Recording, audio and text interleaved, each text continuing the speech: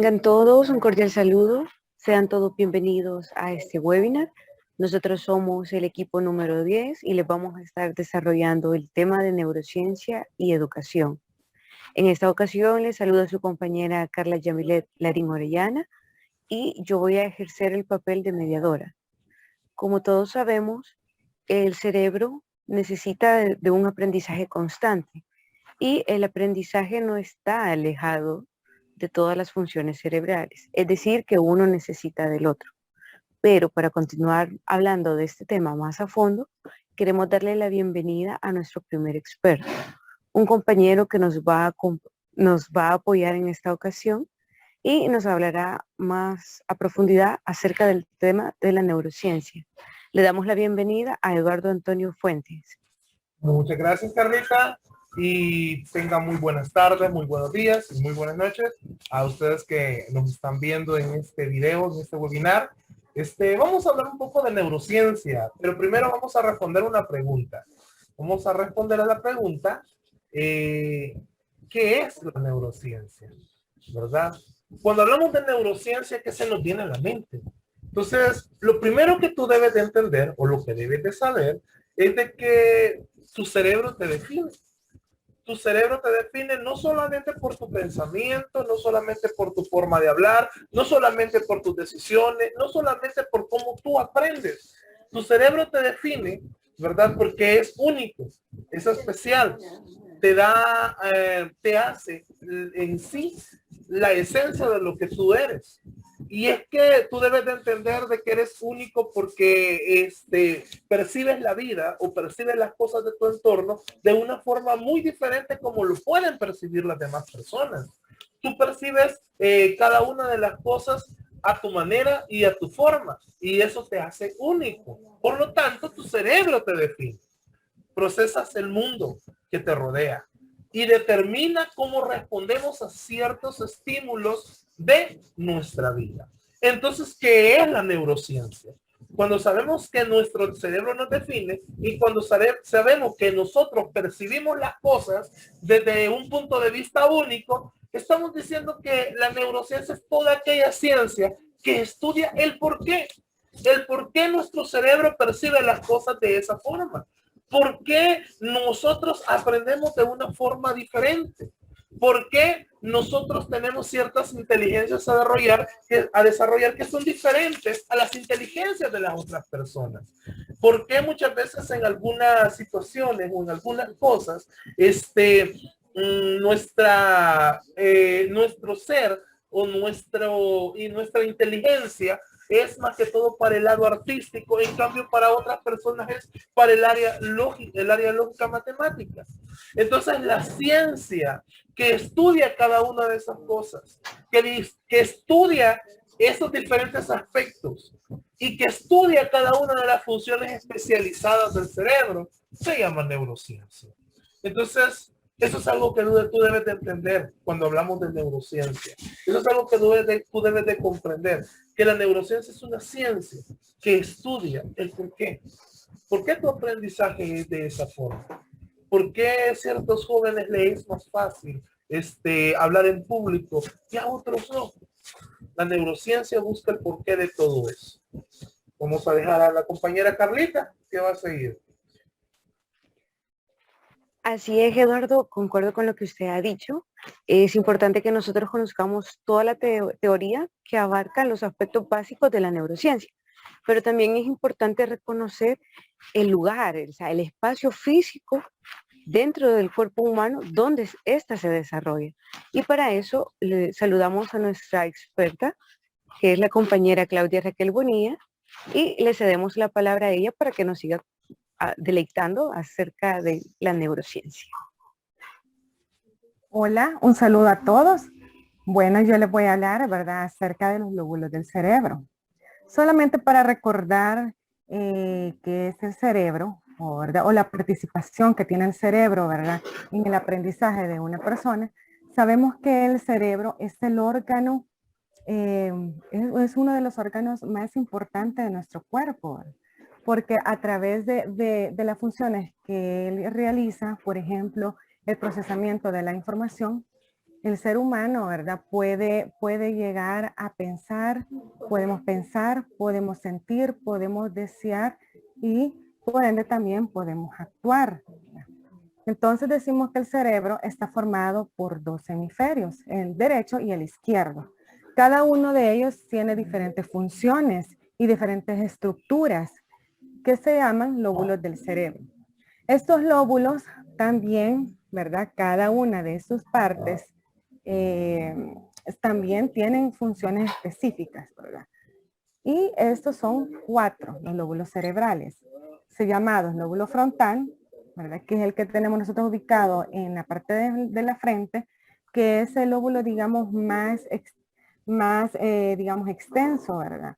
Y que sus funciones específicas son, como vemos en la imagen, el movimiento, la inteligencia, la personalidad, el razonamiento, el comportamiento y la memoria.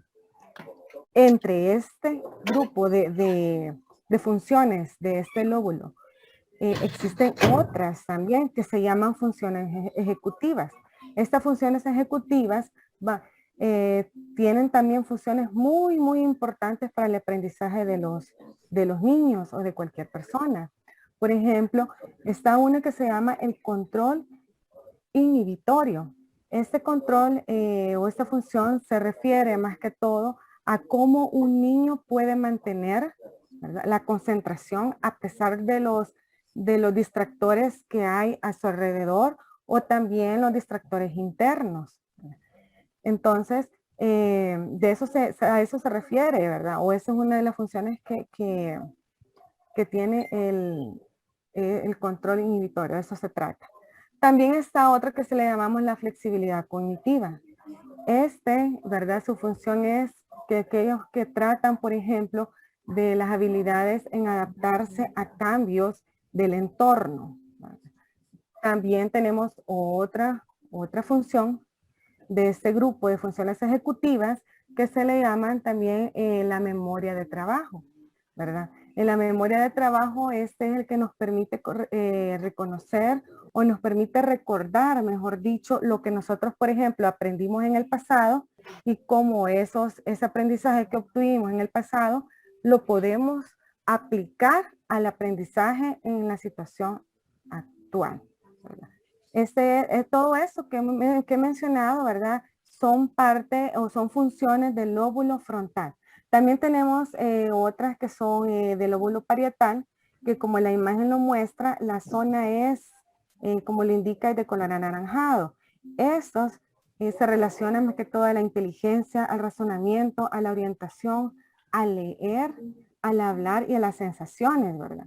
Las sensaciones, por ejemplo, sabemos todos de que una sensación puede ser, digamos, cuando yo quiero tocar un objeto, ¿verdad? Yo puedo sentir, aunque no lo vea, yo puedo sentir a través del tacto la forma, el tamaño, la textura de ese objeto.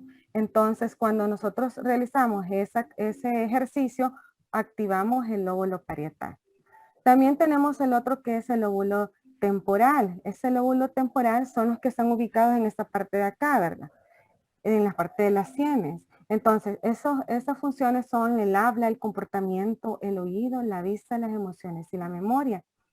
Esta parte es muy importante, ¿verdad? Y más que todo en el aprendizaje de los estudiantes, porque es el que les va a permitir, digamos, potenciar, ¿verdad? O darle funcionamiento al lenguaje, ¿verdad? En el caso de los niños, cuando ellos aprenden a hablar, a leer, etcétera. También este lóbulo se activa a través de la práctica de la memoria, que es cuando, por ejemplo, nosotros a veces cuando vamos a algún supermercado o a otra tienda, nosotros vemos juegos como de memoria y que a veces seleccionamos mejor un juguete, un carrito, una muñeca, darle al niño y no seleccionamos juegos educativos. Entonces, porque no vemos la importancia que eso tiene. Pero, por ejemplo, podemos aplicar, ¿verdad? Este juego de la memoria, que es a través de tarjeta, ¿verdad? Donde los niños pueden seleccionar de acuerdo a las imágenes que presentan esas tarjetitas. Entonces, los niños o sea, nosotros lo podemos ver como un juego simplemente, pero no sabemos que a mayor práctica nosotros vamos a potenciar y vamos a desarrollar la capacidad de la memoria, ¿verdad? Que eso sabemos que le va a funcionar no solamente en el presente al niño, sino que le va a servir a lo largo de toda su vida. También tenemos otra función que es la función de la percepción de la vista, ¿verdad? Que esto más que todo se encarga el lóbulo occipital, ¿verdad? Que es a través de la vista o de la visión, donde podemos ver los colores, podemos ver también los movimientos de los objetos, etcétera. De eso hemos tratado, ¿verdad? Esas son algunas funciones de los lóbulos del cerebro. Vamos a continuar con nuestra compañera Carla. Muchas gracias, Claudia. Y como ella ya lo mencionaba, o sea, todas estas diferentes funciones se componen de una gran variedad de elementos. Y esos elementos nosotros se los vamos a detallar a profundidad en nuestro webinar. Como ya mencionaban nuestros dos expertos, déjenme decirles que el lenguaje dentro de la educación es muy importante, ya que es una forma de comunicarnos. No solo es con el habla, también puede ser con la escritura, mediante símbolos, números. Todas estas formas de expresarse dependen de cada estudiante, es decir, de cada persona. Otro de los elementos que encontramos, siempre relacionado con el tema de la educación, es el ambiente, el entorno, el espacio físico donde se desarrolla la persona, ya sea tanto como de forma individual o grupal. La forma donde estos aprenden, o sea, cómo es el salón de clase, la luz es adecuada, el espacio, o sea, la distancia que tiene de su mesa, de su silla a la pizarra, es la suficientemente clara, o sea, precisa para que el niño pueda alcanzar a leer, o sea, a entender, a comprenderlo. Cabe recalcar que aquí también se menciona la importancia de la cantidad de alumnos que se encuentran presentes en un aula. Si el docente es capaz de transmitir todo eso a la cantidad de estudiantes que tiene. Otro de los aspectos que, como les mencionaba, es la condición física, pero en este caso se refiere a la condición física de la persona, si el niño está cómodo, si no tiene algún tipo de lesión, de malestar, si no presenta problemas de salud a la hora de asistir.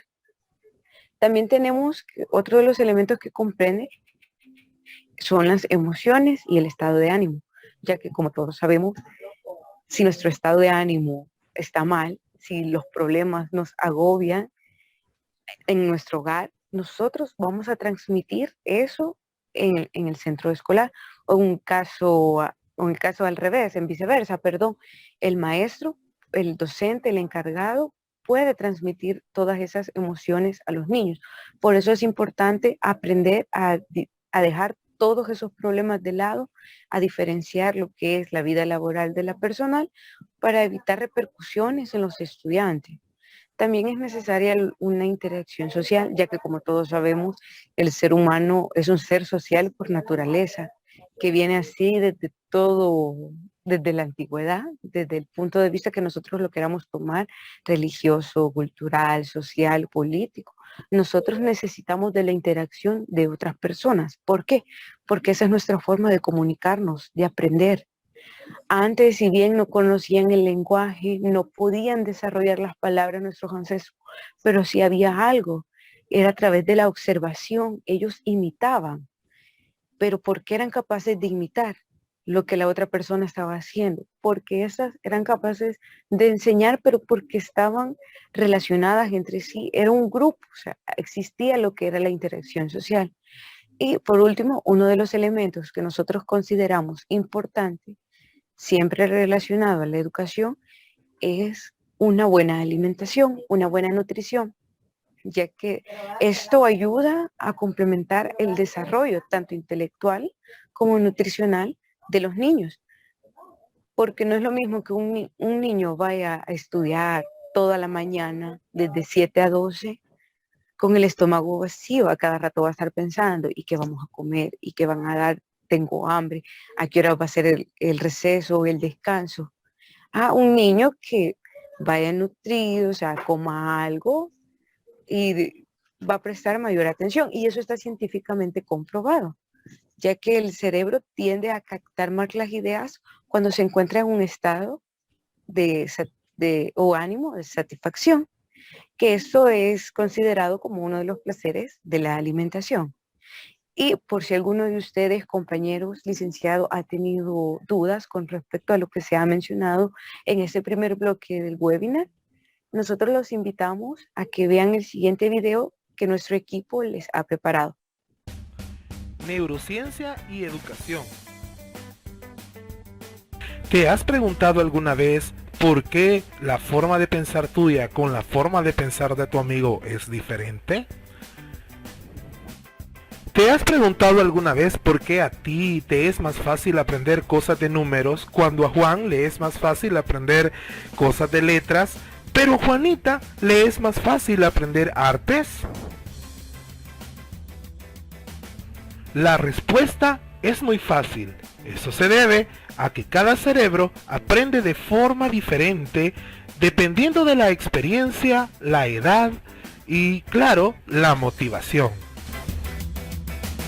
Según Jesús Guillén, experto en neuroeducación, dice que la neuroeducación se trata de todo aquel enfoque que integra lo que es el conocimiento, lo que es el aprendizaje dentro del estudio de la neurociencia. Cada persona desarrolla su forma de ser de una forma diferente y aprende de muchas formas. El objetivo de la neuroeducación es de que aprendamos a potenciar a nuestros estudiantes con respecto a todo aquel proceso de enseñanza y aprendizaje que podemos dar dentro del salón de clase. Además, ayuda al educador a que éste pueda distinguir entre lo que es una verdadera educación y pueda potenciar según el conocimiento que está adquiriendo el cerebro de nuestro estudiante. El gran reto de la neuroeducación es afrontar aquella diversidad dentro del salón de clases. ¿Por qué? Porque cada cerebro es único y singular. Además, los ritmos de aprendizaje de los niños son diferentes, aunque tengan casi los mismos patrones de aprendizaje. Podemos entender que también existen patrones de maduración que a veces pueden ser similares, pero cada uno es único y singular. Parte de la neuroeducación también es la buena relación de los compañeros en el aula y además la retroalimentación del aprendizaje. Estos son factores muy importantes en el cual el estudiante aprende y su cerebro se desarrolla. Para concluir, podemos decir que sin emoción no hay aprendizaje. Desde el nacimiento nosotros estamos programados para sorprendernos con todo lo novedoso y para ser curiosos. Por lo tanto, la neuroeducación nos ayuda a desarrollar toda esa curiosidad y todo ese sorprendimiento ante las nuevas cosas para seguir aprendiendo y seguir madurando en esta vida. Para seguir compartiendo con todos ustedes, quisiera recordarles que la mente no es un vaso de agua que hay que llenar, sino un fuego vivo que se debe seguir alimentando constantemente. Y en esta ocasión nosotros queremos seguir compartiendo con ustedes esta valiosa información y por eso dejamos a cargo a nuestro compañero Eduardo para que nos hable acerca de aquellas funciones y objetivos de la neurociencia que intervienen en nuestro proceso de aprendizaje y en la educación. Bueno, vamos a hablar un poco ahorita con respecto a las funciones de la neurociencia. Pero, ¿cuál es la función principal de la neurociencia? ¿Cuáles son esas funciones que tiene las neurociencias, esa ciencia que estudia el cerebro o que estudia el comportamiento de nuestro cerebro? Bueno, primero la función principal de la neurociencia es intentar explicar la función de millones de neuronas que producen una conducta, ¿verdad? Como les mencionábamos antes, ya lo compartía la compañera Claudia, ¿verdad? Lo compartía ahí la colega cuando hablaba de los lóbulos del cerebro y hablaba de un montón de situaciones. Bueno, la neurociencia tiene como función estudiar eso. Tiene como función estudiar el por qué se da todo ese tipo de engranaje, por qué se está quedando, ¿verdad? Ese tipo de situaciones. Entonces, esas conductas que nosotros tenemos por medio del aprendizaje, de las sensaciones, la neurociencia tiene como función estudiarlas. También como estas células también son influenciadas por el medio. Y es que es algo bien interesante que el ser humano, ya como lo mencionaba la compañera Carla, el ser humano es un ser social y un ser social que interactúa con otras personas. Pero en el mismo momento que el ser humano interactúa con las otras personas, el ser humano está aprendiendo de las otras personas. ¿Por qué? Porque nuestro aprendizaje no está hecho, no está fabricado para que una persona aprenda por sí sola. Necesitamos sí o sí de otras personas para que nuestro carácter y nuestra personalidad se vaya construyendo. Ustedes pueden ver ahorita en la diapositiva un pequeño arbolito, ¿verdad? Ahí ustedes pueden ver un montón de computadoras conectadas. Imagínense que cada computadora es una persona y nosotros aprendemos un pedacito de cada una de esas personas en el momento en que nosotros interactuamos con ellas. Esas funciones es la neurociencia la que se encarga de estudiarlas. Y es que nosotros somos complejos. Nosotros no somos personas simples. Tenemos cierta complejidad en el momento del aprendizaje. Tenemos cierta complejidad en el momento de socializar. Nosotros somos seres humanos que seguimos tendencias. Somos seres que seguimos también a otras personas. Y aprendemos de las personas que supuestamente son líderes también, ¿verdad? Dentro de un grupo social. Es por eso que la función principal de la neurociencia es estudiar cada una de esas situaciones y cómo es el que el cerebro aprende. Y eso es algo bien interesante también, porque vamos a lo siguiente, ¿verdad? En lo siguiente, vamos a hablar un poco de cómo nuestro cerebro poco a poco va desentrañando esa actividad, va desentrañando poco a poco esta ciencia desentraña cómo se relaciona la psiquis con el comportamiento.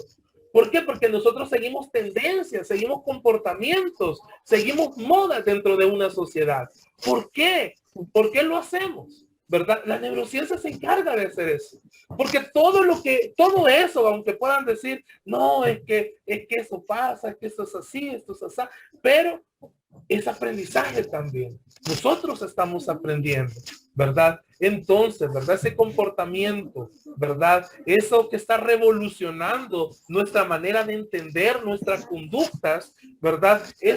La neurociencia tiene como función estudiarlo, ¿verdad? Estudiar cómo se guarda la información dentro de nuestro cerebro, cómo funciona el consciente, cómo funciona el subconsciente, porque hay cosas que de repente nos trauman, o hay recuerdos que los bloqueamos de por vida porque no nos agradan o no nos gustan, ¿verdad? Hay gente que pasa con sus recuerdos bloqueados, ¿verdad?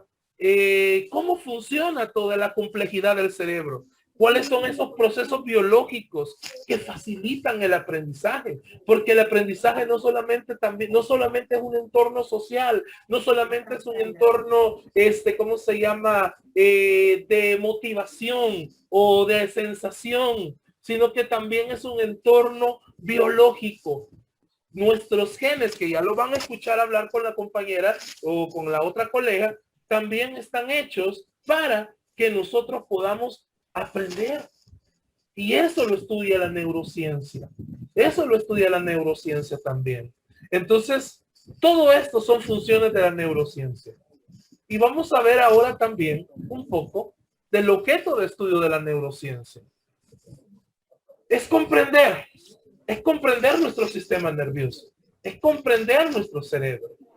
Comprender la memoria, comprender cómo se llama lo que nos hace felices, comprender nuestra historia, comprender cómo se llama cada una de esas partes de nuestro cerebro, los hábitos que se forman en nosotros, ¿verdad? Las emociones, los pensamientos, las conductas, ¿verdad? Las funciones corporales, nuestros gestos, todo eso, la neurociencia lo tiene que estudiar, lo estudia, ¿verdad? Porque muchas veces nuestras conductas son diferentes a las conductas de las otras personas. ¿Por qué ciertas personas son tímidas? ¿Por qué ciertas personas son extrovertidas? Porque hay personas que quizás les cuesta relacionarse con otros y otras personas quizás lo hacen de manera natural. Porque hay personas que les es fácil expresar sus emociones y a otras personas no les es tan fácil. Porque hay personas que se deprimen. Porque hay personas que sufren situaciones de depresión y hay otras personas que quizás nunca han vivido o experimentado esa situación. Entonces, cada una de esas situaciones, el objeto de estudio de la neurociencia es comprenderlo, tratar de saber por qué pasan esas situaciones en nosotros, ¿verdad? Como, y dice algo que me gusta de lo que está en la diapositiva, es esas funciones corporales básicas, incluida la respiración. Nosotros respiramos, ¿verdad? ¿Verdad? Pero, ¿cómo se llama? De una manera, natural, o como un instinto, pero nosotros no estamos preocupados en cada momento y en cada segundo. Tengo que respirar. No, respiramos, ¿verdad? Como un, ¿cómo se llama? Reflejo y latido de nuestro corazón, ¿verdad? Los neurocientíficos estudian el sistema nervioso en muchos niveles. Y la complejidad que nosotros tenemos, la complejidad que nosotros tenemos como seres humanos. ¿Qué nos hace seres humanos? ¿Qué nos hace a nosotros diferentes? ¿Por qué nuestras emociones? ¿Por qué nuestros miedos? ¿Por qué nuestras fortalezas? Todo eso, la neurociencia está tratando de comprenderlo día a día. Y eso es lo que podemos decir nosotros ahora de lo que son las funciones y de lo que son los objetos. Gracias, Eduardo. La verdad que todo lo que usted nos ha mencionado es muy importante que nosotros lo tengamos presente para que más adelante en un futuro nosotros podamos hacer uso de toda esa información que usted nos ha proporcionado. Y también quisiéramos comentarle de que les hemos preparado otro video, por esta vez un pequeño video introductorio acerca de la neuroeducación. Neurociencia y educación. La neuroeducación es el resultado de los conocimientos que surgen de la neurociencia. Su finalidad es hacer que los docentes conozcan el funcionamiento y mecanismo de por qué y para qué generar un aprendizaje. También es conocer todo acerca del funcionamiento cerebral, para así poder mejorar la educación, aprovechando al máximo las capacidades y potencialidades de los estudiantes, en las que ellos se apropien de los estudios y que generen una actitud autónoma de seguir estudiando para solucionar problemas de la vida práctica. La neuroeducación es la que nos ayuda a saber cómo funciona el cerebro y cómo intervienen los procesos neurobiológicos en el aprendizaje. Es aquí donde surge la neurodidáctica, que es la que toma todo ese conocimiento para aplicarlo didácticamente al aula. Es por esto que la neurociencia debe servir para ayudar a diseñar mejores métodos de enseñanza en el país.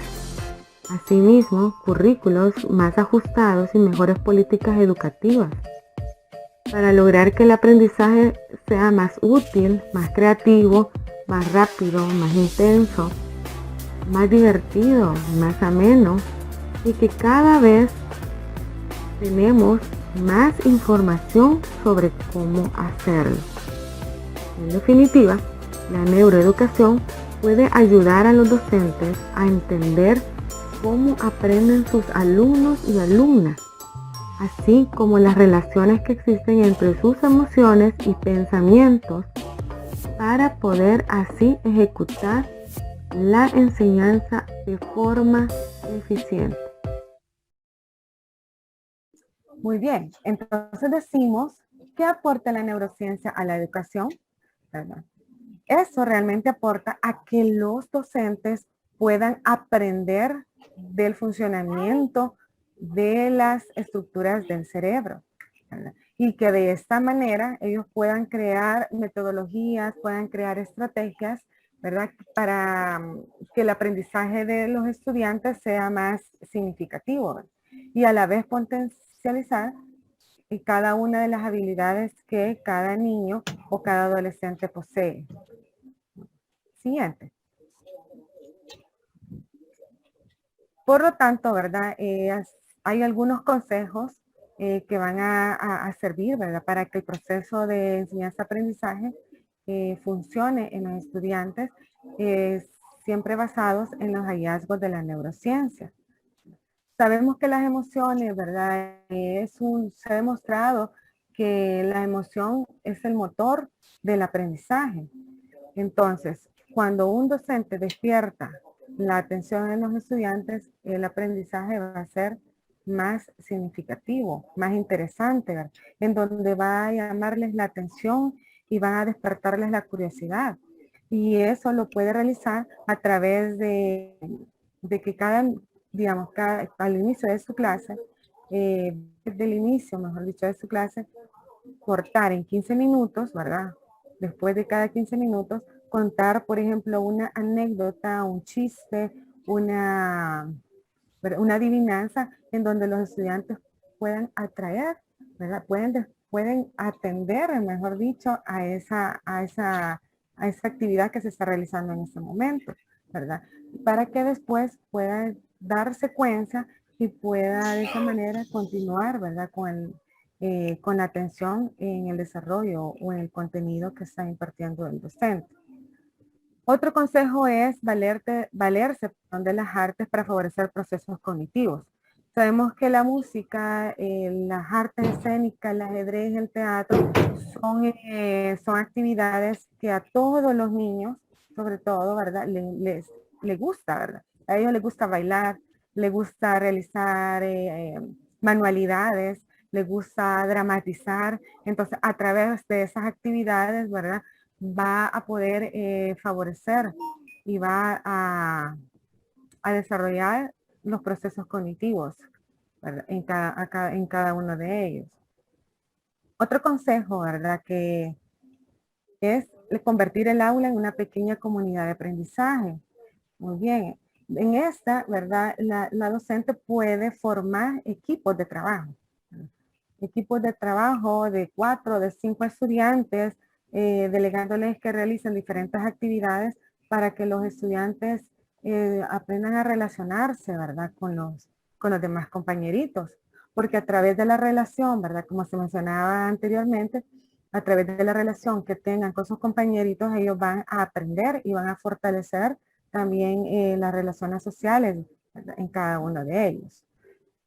Otro consejo es llevar a cabo experiencias multisensoriales y contacto con la naturaleza. El aprender es un acto, es una dinámica que debe de realizarse. Entre más dinámica sea una clase, más aprende el estudiante. Entre más emoción hay, ¿verdad? O se desarrolla en un estudiante, el aprendizaje va a ser más significativo.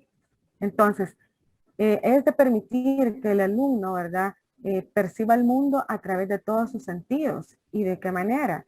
¿Verdad? Por ejemplo, en unirse todo el aula, ¿verdad? Y elaborar huertos caseros o huertos escolares, en este caso, en donde van a participar los niños, les va a despertar la atención, ellos mismos van a aprender, van a construir su propio conocimiento, ¿verdad? A través no solo de la teoría, sino que a través de la actividad, ¿verdad? De que ellos van a realizar, van a experimentar, ¿verdad? Van a jugar, si siembran una semillita, van a ir viendo el desarrollo de esta planta.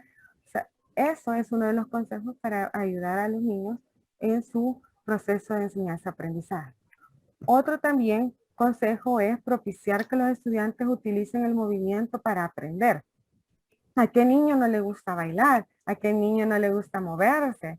Creo que la mayoría, ¿verdad? De la mayoría de niños les gusta realizar juegos, ¿verdad? Y eso es una de las digamos, estrategias que pueden aplicar los docentes en sus aulas, ¿verdad? Ponerles música para que ellos bailen, para que ellos jueguen, salten, y a la vez, si la docente o el docente también se incluye en esa actividad, o sea, eso va a ser un juego entre todos, ¿verdad? En donde los niños, por más quizás aunque sea el niño más cohibido, más apenado, ese niño se va a poder incorporar a la actividad que están realizando en ese momento. Entonces, esto va a ayudar a mejorar, ¿verdad?, el aprendizaje de los niños.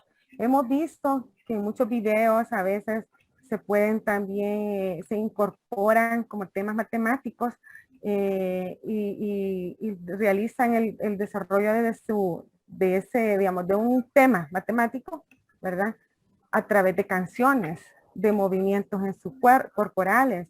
Entonces, esto de una u otra manera el niño va a sentir su clase más amena y más divertida.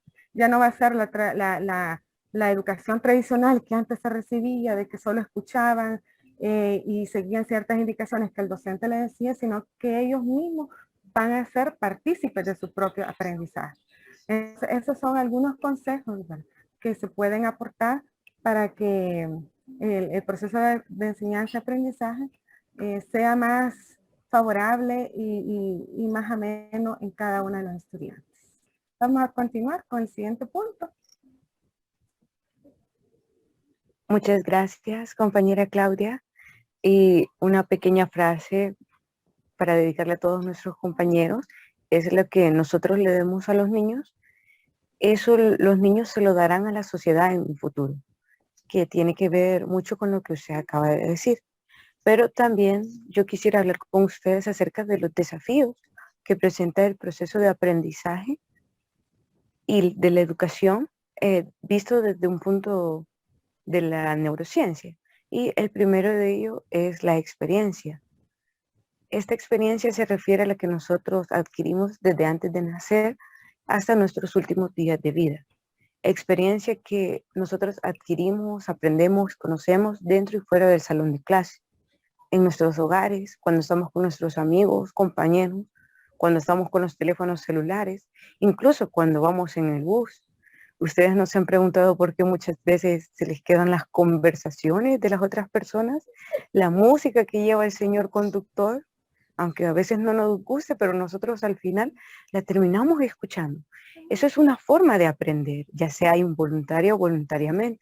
Esto se debe a las diferentes inteligencias múltiples que existen, que son 8, o sea, solo para hacerles mención del caso, yo sé que ya los expertos se los mencionaron, pero no está de más volverlo a recalcar. Estas experiencias se relacionan también con esas vivencias, ya sea positivas o negativas, que nosotros hemos tenido. Esas emociones, esos momentos fuertes que han causado un gran impacto en nosotros. Aquellos sentimientos de temor hacia alguna materia, hacia algún profesor, porque si es bien enojado, o los números no me gustan, yo les tengo miedo. Eso es un desafío que se presenta. ¿Por qué?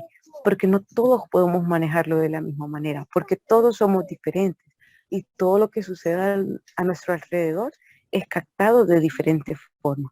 Por eso es que no podemos, la neurociencia, o sea, la educación no se puede unificar, o sea, en un solo. O sea, tiene que dividirse, tiene que ser variada, si no, no es una educación de verdad. El siguiente desafío que se presenta es la genética. Si bien nosotros como seres humanos somos capaces de adquirir ciertos rasgos físicos de nuestros familiares. Tono de piel, el color de ojos, el tipo de cabello. Hace bastante tiempo se salió a la luz que también el ser humano es capaz de adquirir esos rasgos o características como de personalidad, de carácter, y decimos que, ay, sos igual a tu papá, sos igual a tu mamá, tienen el mismo carácter, se enojan por todo. Pero hace poco se ha salido a debatir que nosotros no solo heredamos esos caracteres de la personalidad, sino que también con la inteligencia, todos esos hábitos, habilidades, técnicas de estudio, nosotros somos capaces de adquirirlas. Pero es importante recalcar que esto es como una ruleta, como un juego al azar. No sabemos qué es lo que vamos a adquirir de nuestros padres o seres queridos. Pero esto no concluye con que solo es necesario adquirir, sino que también tenemos que reforzarlo, porque no sirve de nada que nosotros tengamos el hábito de leer si no leemos, si no reforzamos ese conocimiento que ya tenemos para desarrollarlo y sacarle un potencial adecuado. Y por último, uno de los desafíos que se encontraron son los trastornos de aprendizaje. Como ya lo habíamos escuchado, existe una gran variedad, desde dislexia, discalculia, disfasia, entre otros, más avanzados, otros menos avanzados. Pero ¿qué quiere decir eso? Quiere decir que, o sea, todos estamos expuestos alguna vez a uno de ellos. Lo que pasa es que tendemos a superar esta serie de dificultades. ¿Cómo lo hacemos? Lo hacemos, puede ser con ayuda del profesor o con ayuda de los expertos. Pero hacemos mención de esto como desafío, ya que en algunos centros escolares, en algunos aulas de clase, se presenta. Hay más de un niño con algún problema, con algún trastorno. Y es deber del docente darse cuenta, o sea, estar preparado para lidiar con una situación así.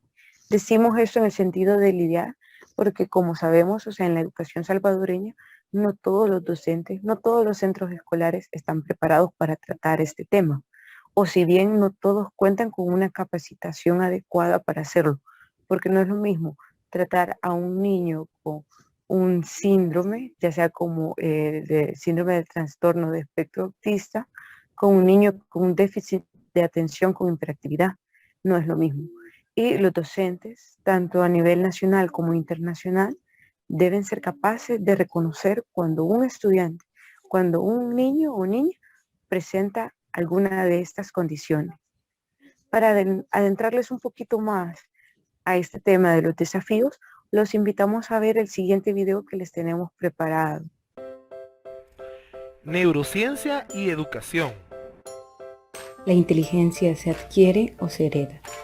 Las personas que tienen la suerte de ser más inteligentes que el promedio deberían empezar a agradecérselo a otra persona en particular, sus madres. Así es, y es que según se han destacado varios estudios, investigaciones, son las madres las que transmiten el gen o la mayoría de parte de la carga genética relacionada con las habilidades cognitivas. Todos estos resultados han demostrado un acuerdo donde dice que son los genes los responsables de hasta un 55% de proporcionar la inteligencia que adquiere una persona. Sin embargo, hay otros factores como los sociales que también influyen en el desarrollo de la inteligencia del ser humano. Es decir, que esto nos da a entender que también hay una parte significativa, de aproximadamente la mitad, que se desarrolla con las condiciones familiares y hay otra que se desarrolla con las condiciones sociales y las personales, ya sean estas buenas o malas experiencias que hemos vivido. Por ejemplo, nosotros no podemos asumir que la inteligencia es totalmente genética, porque eso implicaría aceptar que en el caso de las personas que tengan hermanos gemelos, puedan tener la misma capacidad de comprender y resolver problemas por igual. Pero nosotros sabemos que eso no es así, ya que como seres sociales que somos, permitimos la influencia e incidencia del entorno social en que nosotros nos manejamos. Por tanto, podemos decir que la realidad parecería demostrar que la inteligencia de una persona tiene un componente genético, pero también se ve influenciada por el contexto social en el que esa persona vive y las relaciones que maneja a lo largo de su vida. Ya espero que les haya gustado el video y les haya gustado mucho lo que habló la compañera Carlita con respecto a lo que son los desafíos. Queremos ahorita dar nuestras conclusiones ya para terminar este webinar y quiero comenzar yo hablando con respecto a la conclusión que yo puedo llegar como experto en neurociencia, y es de que la neurociencia tiene un gran reto para seguir todavía. La neurociencia, la neuroeducación tiene que desarrollarse. Es necesario que los educadores aprendan a poder, ¿cómo se llama? Ser capacitados en esta área. Es necesario también de que nuestro propio sistema de educación incorpore ya la neurociencia dentro de lo que es el currículum educativo. ¿Para qué? Para que los profesores tengan más conciencia de los estudiantes que llegan en donde ellos. Muchas veces algunos profesores no están capacitados, ¿verdad? No conocen de inteligencias múltiples, no conocen de las capacidades de inteligencia o las capacidades de aprendizaje de su estudiante. Y a veces lamentablemente lo que hacen algunos profesores es simple y sencillamente pues bajarles el ánimo. Simple y sencillamente es tacharlos, este no sabe matemáticas, este es un tonto. Por lo tanto, no entienden o no saben que existen más inteligencias. Entonces, ¿qué es lo que pasa? Tenemos, como diría Albert Einstein, tenemos muchos peces que se creen tontos porque les han enseñado de que para poder ser inteligentes tienen que aprender a escalar un árbol. Y no es así. Entonces, es bien importante que nosotros entendamos de que cada niño es diferente, cada persona es diferente, y como educadores nuestro reto es aquí en El Salvador poder llevar y poder ayudar a una cantidad de estudiantes grande y poder ver a cada uno de nuestros estudiantes de una forma diferente, saber que existen trastornos del aprendizaje como lo mencionaba la compañera Carla, y sobre todo entender de que tenemos que desarrollar métodos y técnicas para poder enseñar y que nuestros estudiantes puedan tener un óptimo aprendizaje. Para finalizar, ¿verdad? Podemos concluir que la neurociencia y la neuroeducación están totalmente ligadas y que es importante que los docentes en la actualidad se actualicen y conozcan más del funcionamiento del cerebro, ¿verdad? De cómo funciona ese en el aprendizaje de los estudiantes. De esa manera, ¿verdad? La educación va a ser más significativa, va a haber una educación de calidad en donde los estudiantes no van a haber menos, mejor dicho, deserciones escolares y en donde también los estudiantes se van a sentir motivados a ir a sus clases.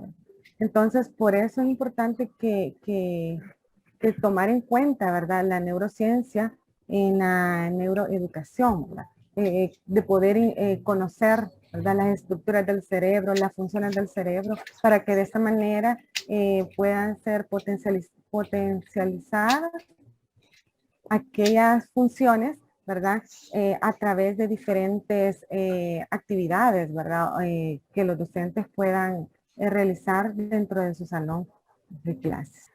Muchas gracias, Claudia. Muchas gracias, Eduardo, por habernos brindado su conclusión. Y ahora yo quisiera compartir con todos ustedes una conclusión final. Y es que, como todos sabemos, todo proceso requiere de un cambio. Y la educación es uno de los procesos más grandes y complejos a los que el ser humano se ve expuesto. Y está igual, o sea, está sumergida en una diversidad de cambios. Y qué mayor ejemplo de ello es el que podemos dar de que nosotros hemos vivido en los últimos 2 años. Estábamos acostumbrados a un tipo de educación tradicional, sentados, de interactuar docente y alumno con nuestros compañeros, y de la noche a la mañana eso cambió. Pasamos a un tipo de educación que muchos desconocíamos, no nos gustaba, nos parecía incómodo, e incluso algunos decidieron renunciar, tiraron la toalla. ¿Qué implica esto? Esto implica que la neurociencia juega un papel importante porque esta nos ayuda a conocer aspectos que solo la teoría no nos puede dar completamente. Esto nos ayuda a conocer cómo funciona de verdad, cómo es que nosotros nos adaptamos, todos esos procesos de cambio que ya se los mencionábamos con nuestros expertos anteriormente.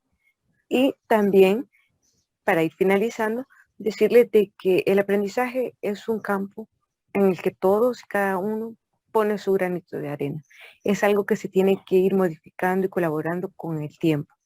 No es lo mismo de la educación de ayer con la educación de ahora y con la educación que será en un futuro. Es necesario también que nosotros reconozcamos que cada uno de nosotros es un ser individual, un ser pensante que aprende a su manera. Algunos lo hacen con música, otros en silencio, a otros les gusta leer bastante, otros tienen memoria fotográfica, y eso no está malo, está bien. Lo que está malo es tratar de unificar todo eso en un solo para no hacer mayor trabajo. Como ya los mencionaba, estos son unos principios básicos que tanto estudiantes como docentes debemos tener en claro. Y es así como el equipo número 10 les agradece su atención. Cualquier duda, saben que nosotros estamos ahí para ustedes, pueden contactarnos. Tenemos nuestro canal de YouTube por si quieren ver nuestros videos. Aquí pueden encontrar ese webinar completo y nuevamente agradecemos su atención, su participación y esperamos que les haya gustado. Nosotros somos el equipo número 10 con el que ha desarrollado el tema webinar, nuestro tema de webinar, neurociencia y educación.